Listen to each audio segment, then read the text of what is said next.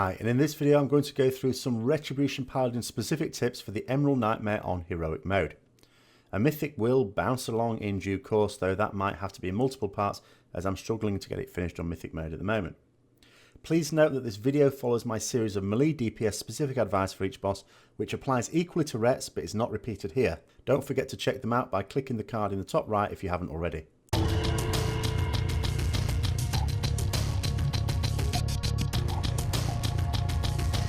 So a few general points before I go through each boss. First of all, when it comes to Greater Blessings, only Greater Blessing of Might should be used. The other two are worthless. Sure, if you have a raid leader who insists on you applying them, then do that. But, yeah. When it comes to deciding who to place Might on, it generally wants to be the top 3 DPS. This is tricky to judge, however, as you may not always have the same 3 people consistently top on any one boss. Remember that you can't cast them in combat, and so you have to make your decision and stick to it. Sometimes the people who should be chosen are the ones who do the most damage at a particular phase and not the most overall. I will try and point these out in the boss specific sections. It might do your damage most good to just pick the top 3, but that might not be the best for killing the boss. Don't worry, however, there isn't usually a big difference anyway. Try to avoid picking people who die on the pull though. So for Nithendra, the first boss, Shield of Vengeance opportunities are during Heart of the Swarm. Don't take excessive risks though. Divine Steed back from the rot placement. Don't use Crusade during Heart of the Swarm unless you have loads of room. There are pros and cons. The pros are that you can't possibly get rot during Heart of the Swarm, so you can't have it interrupted. But the cons are that if you end up moving away from the boss to avoid stuff, well, that's as bad. Use Blessing of Might on the 3 players that are expected to do the most damage because there aren't really priority targets on this fight. Elaretha, use Crusade at the start, but be aware that you're going to lose most of the benefit because she jumps up just when it's getting spicy. She has no respect for your Crusade. Now, as long as you're comfortable not dying on the fight, you can use Bubble on Venom pulls, dropping them to keep them all stacked on one spot. Don't pop it too early, however. Don't Divine Steed across the web, you are much more likely to hit an egg. Shield of Vengeance can be used if you're chained, or if there's a Venom pool in melee range you can sneakily stand on to explode it. Use Blessing of Might on the 3 players which are expected to do the most boss damage, which may not be the most overall damage, with adds to take into account. For Ursoc, use Crusade just after a charge, rather than before one, where timings will allow. Eye for an Eye can in theory do some damage when he charges through you, but it's piss poor. There's a lot of people swear by it, but I haven't really seen these people in logs doing very much damage at all with it, and I've certainly not got much damage out of it. It does still reduce physical damage, so it's not awful, but this is one fight where the raid is stacked up, so in a bad situation, you may find that Word of Glory actually can be useful on this fight. If it's worth the DPS loss, that is. For Shield of Vengeance, I would recommend exploding it on Roaring Cacophony. This is the most reliable way to do it in my opinion. If you do it on the charge, although it will blow up, it often doesn't hit the boss because he bounces you away. The Roaring Cacophony may not explode the shield in one go, but the purple pool left behind should finish it off. In normal, unfortunately, the pool doesn't appear, so you may actually have to use the shield on a charge and hope for the best. Use Blessing of Might on your top 3 single target DPS players. This is very likely to include a Shadow Priest, at least prior to 7.1. For Il'gynoth, you can use Crusade at the start, and when it comes back up, you'll hopefully be on a horror at that time. But after that, save it for the heart phase. Inside, you can blow up Shield of Vengeance by standing on someone with a seed, unless the awkward bugger moves at the last second.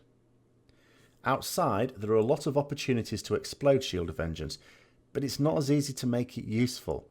For example, there's no point in using it on Ica explosions, as the Shield of Vengeance damage will probably just hit the eye and do nothing of value. Make sure it will hit a priority target if you're going to use it at all. Other than that, just use it defensively. Divine Steed can be very useful for getting to priority tentacles. If you're confident that you won't die, then it might be worth taking the Cavalier talent. If there were ever a case for taking Seal of Light, this might actually be it, because you are sometimes standing around with excess holy power. And remember that you can build up more holy power by attacking the eye itself when there's nothing else to hit. You won't do much damage to it, but you're getting holy power. Having a passive speed boost is no bad thing here. Now, I'm not saying you should take Seal of Light, and I certainly haven't. It's just that if there is a fight where you could use it, well, this is it. Use Blessing of Might on the 3 players who do most damage on the heart. This may not be the top 3 damage overall. Now, when it comes to Dragons of Nightmare, try to avoid using Crusade when there's going to be a dragon swap, as that's going to waste a load of damage. There are a few opportunities to pop Shield of Vengeance, so take advantage as often as you can.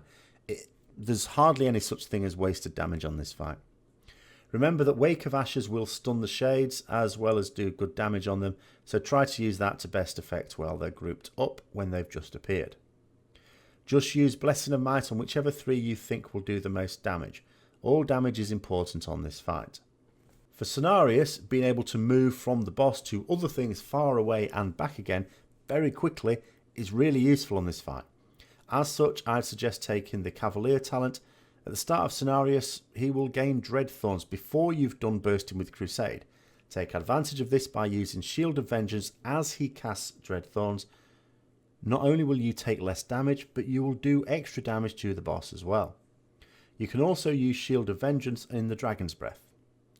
Hand of Freedom is useful if you or someone else gets rooted. It can also be used to allow a hunter or similar to clear the brambles. You can also clear brambles yourself with Divine Steed and a bubble. You may need to hang on to Crusade towards the end for the final burst phase, so try to be aware of the boss's health when nearing that point. Blessing of Might can be used on the expected top 3 DPS. Add damage is absolutely top priority, but so is boss damage in the final phase, so it all works out in the wash. So finally on to Xavius. Make sure you wait a few seconds at the start of the fight to see if you get the dream. This should naturally take place anyway, because it takes a few seconds to build up a bit of holy power before you start using Crusade anyway. Now, if you do get the dream, then your buffs are going to get reset on leaving, so you can pop it right after this point, again 2 minutes later, and then 3 minutes after that, when you leave the dream, it will have reset and you can use it straight away again. Now, although I said there's a natural delay with Crusade at the start of a fight anyway, that is the case before 7.1. Depending on what happens in patch 7.1 will depend on, first of all, whether we even take Crusade, or secondly, when we pop it at all. But it is worth delaying it until after you know whether you've got the dream or not. If you're using the Exorcist raid tools to deal with the Nightmare Blades, then it's likely the people targeted will be told to stand still and everyone else will move. This can be advantageous if at least one melee is targeted and you have Shield of Vengeance ready. Just deliberately stand in the line and pop Shield of Vengeance.